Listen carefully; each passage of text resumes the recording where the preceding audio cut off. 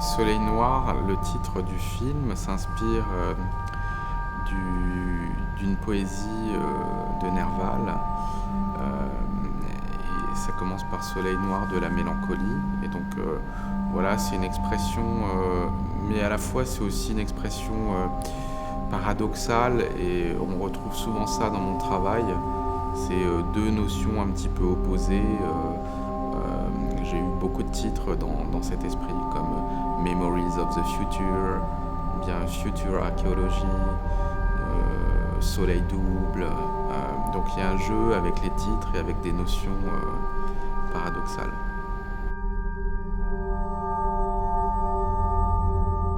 Et donc cette exposition est née quand même de la relation entre ces éléments qui découpent l'espace et l'espace de cette architecture.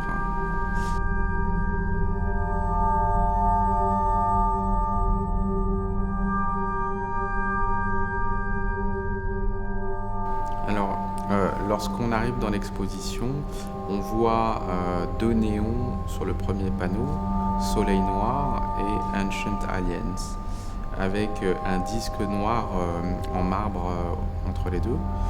Ancient Aliens, c'est une mythologie contemporaine de personnes qui retrouvent dans l'histoire de l'art des traces possibles de soit d'ovnis, soit d'objets étranges, soit de formes extraterrestres en fait. Donc c'est vraiment une projection mentale de certaines personnes qui regardent les œuvres qu'on peut trouver dans les musées au travers de cette mythologie, de ce fantasme ufologique.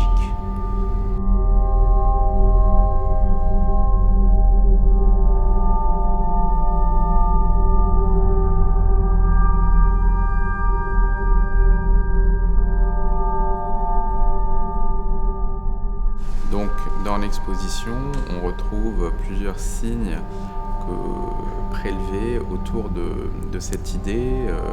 Il y a un ovni dans le ciel d'une peinture du XVIe siècle.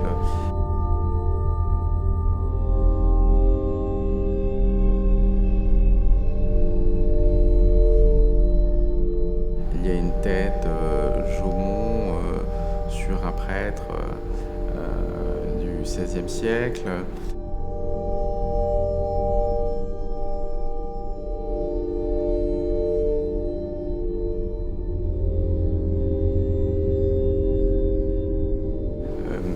Il y a une soucoupe trouvée à Hitachi. Bon voilà, il y a plusieurs signes comme ça, en plus des astres, en plus des soleils noirs ou des doubles soleils. On retrouve dans différentes périodes et différentes techniques des signes autour de cette mythologie contemporaine en fait.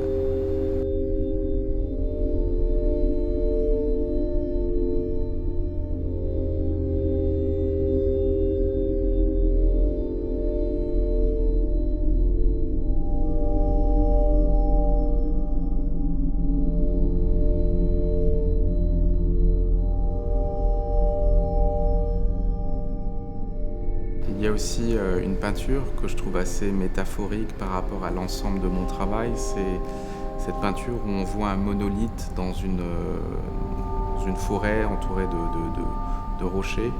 Et en fait, c'est un monolithe qui existe réellement au Japon et dont on ne connaît pas l'origine, la fabrication et la période. Et c'est encore une fois ces mythologies ou ces histoires réelles qu'on a trouvées lors de nos recherches et qui,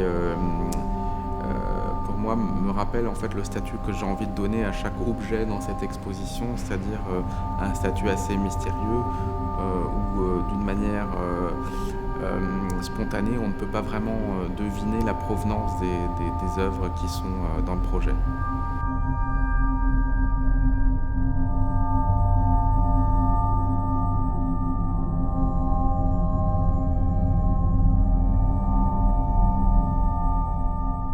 Donc le projet repose aussi sur différents systèmes de croyances et la manière dont les personnes inventent des histoires ou vivent avec l'histoire.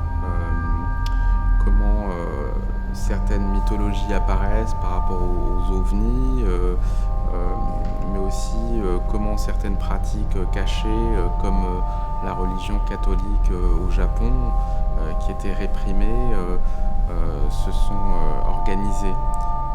Le masque, par exemple, montre comment l'arrière contient un message caché, en fait. Et donc, ça, pour moi, ça rejoint une préoccupation sur encore ce flottement du statut des œuvres et le fait qu'une même œuvre puisse avoir plusieurs significations.